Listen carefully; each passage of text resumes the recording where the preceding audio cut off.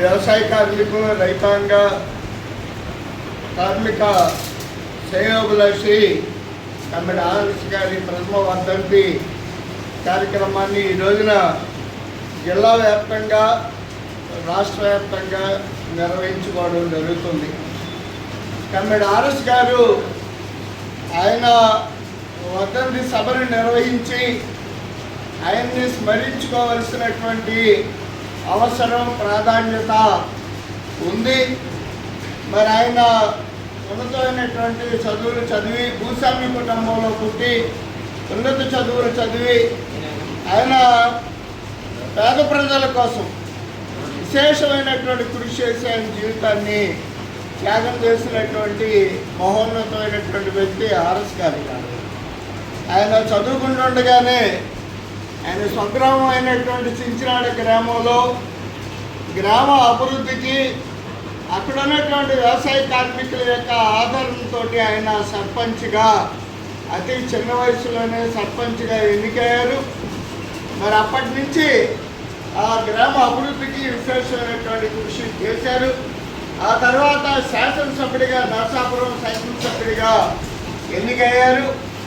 మరి అసెంబ్లీలో ఆయన సిపిఎం పార్టీ నాయకుడిగా కూడా కొంతకాలం పనిచేసినటువంటి చరిత్ర, అనుభవం ఉంది. మరి ఈ జిల్లాలో చేకొండి హరిరామజోగయ్య గారు ఆయన మంత్రిగా, పూర్వ మంత్రిగా ఉన్న సందర్భాల్లో, మరి ముఖ్యంగా ఆయన జిల్లా పరిషత్తు చైర్మన్గా చేసినటువంటి సందర్భంలో కమ్మిడి ఆర్ఎస్ గారు మరి జిల్లా అభివృద్ధికి, అట్లాగే చించినాడ, యలమంచిలి, నరసాపురం ప్రాంతాల అభివృద్ధికి, అక్కడ ఉన్నటువంటి వ్యవసాయ కార్మికులు, రైతాంగం యొక్క సమస్యల పరిష్కారం గురించి కూడా కమ్మిడి ఆర్ఎస్ గారు పనిచేయడం అనేటువంటి జరిగింది. ఆయన చించినాడులో వ్యవసాయ కార్మికుల యొక్క పోరాటాలకి అండగా నిలబడినందుకు, అక్కడ భూస్వాములు వ్యవసాయ కార్మికుల మీద జరుగుతున్నటువంటి దాడులు సందర్భాల్లో వ్యవసాయ కార్మికుల ప్రతినిధిగా, నికరంగా మరి భూస్వామ్య కుటుంబం నుంచి వచ్చినప్పటికీ కూడా కమ్మిడి ఆర్ఎస్ గారు వ్యవసాయ కార్మికుల తరఫున నిలబడడం అనేది భూస్వాములకి నచ్చలేదు.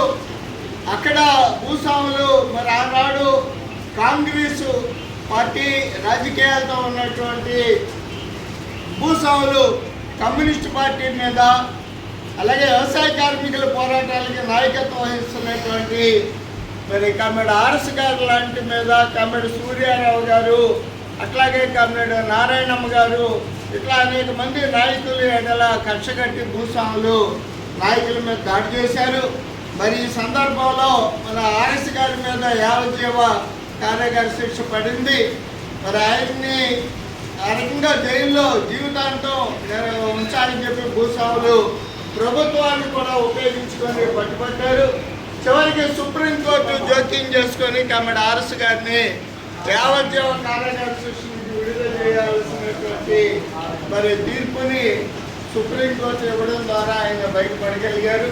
ఆ రకంగా కమ్మిడి కేతాసూర్రావు గారు, ఆర్ఎస్ గారు, అలాగే పోతురాజు కృష్ణారావు గారు, అనేక మంది నాయకులు అక్కడ చించినాడ గ్రామంలో ఆ రకమైనటువంటి కృషిని సాగించారు.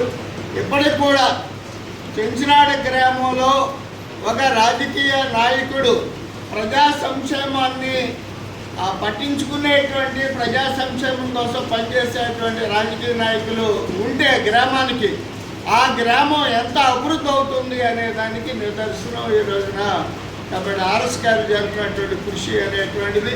అలాగే ఆయన పార్టీ నాయకుడిగా, ఉమ్మడి పార్టీ పశ్చిమ గోదావరి జిల్లా కమిటీ సభ్యుడిగా, ఆయన కార్యదర్శిగా, అట్లాగే రాష్ట్ర కమిటీ సభ్యుడిగా అనేక మంది విద్యార్థి సంఘం నుంచి, ట్రేడ్ యూనియన్ నుంచి తయారైనటువంటి కార్యకర్తల్ని నాయకులుగా తీర్చిదిద్దడంలో కమ్మిడి ఆర్ఎస్ గారి యొక్క పాత్ర చాలా ప్రముఖమైనటువంటి పాత్ర అనేటువంటిది ఈ సందర్భంగా చెప్పవచ్చు. అలాగే కార్యకర్తలు ఇబ్బందుల్లో ఉన్నప్పుడు, కష్టాల్లో ఉన్నప్పుడు వాళ్ళని ఓదార్చి వాళ్ళ యొక్క సమస్యల్ని తన సొంత సమస్యలుగా స్వీకరించి కుటుంబంలో వచ్చేటువంటి ఇబ్బందులు పరిష్కారం చేయడంలో కమ్మిడి ఆర్ఎస్ గారు ముందుండేవారు. ఆయన చివరి వరకు కూడా తాను పట్టినటువంటి ఎర్రజెండా